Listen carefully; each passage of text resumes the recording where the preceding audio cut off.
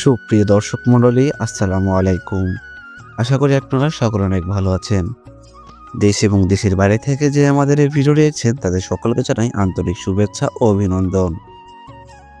সুপ্রিয় দর্শক মণ্ডলী, স্ক্রিনে আপনারা যে মাছটি দেখতে পাচ্ছেন এটি হচ্ছে তারাবাইন মাছের পোনা। এই মাছটিকে চেনেন এমন মানুষ খুঁজে পাওয়া দুষ্কর, কেননা এই মাছটি কিন্তু আমাদের বাংলাদেশের জলাশয়ে দেখা যায়।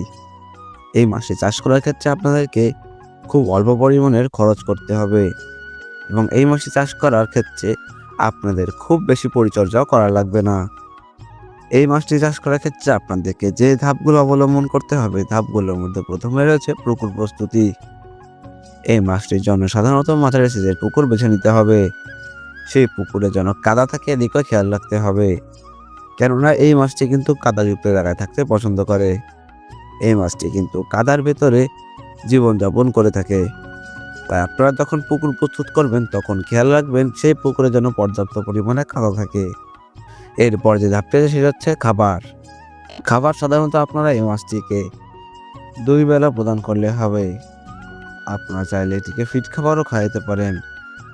এরপর ধাপটি সেটা হচ্ছে পোনা মজুদ। প্রিয় দর্শক মণ্ডলী, আপনার সাধারণ মাছের পোনা দিয়ে এই মাছটি চাষ করলে লাভবান হতে পারবেন না। তাই আপনাদের দরকার পুষ্টিগুণ বজায় রাখার মাছের পোনা। তাই আপনাদের দরকার সুস্থ সবল মাছের পোনা। এই জন্য আপনারা আমাদের সঙ্গে যোগাযোগ করতে পারেন। স্ক্রিনে আমাদের নাম্বার দেওয়া রয়েছে এবং ডেসক্রিপশনে আমাদের ঠিকানা দেওয়া রয়েছে। আপনারা যে পোনা প্রয়োজন আমাদের সাথে যোগাযোগ করে মাছের পোনা নিতে পারবেন।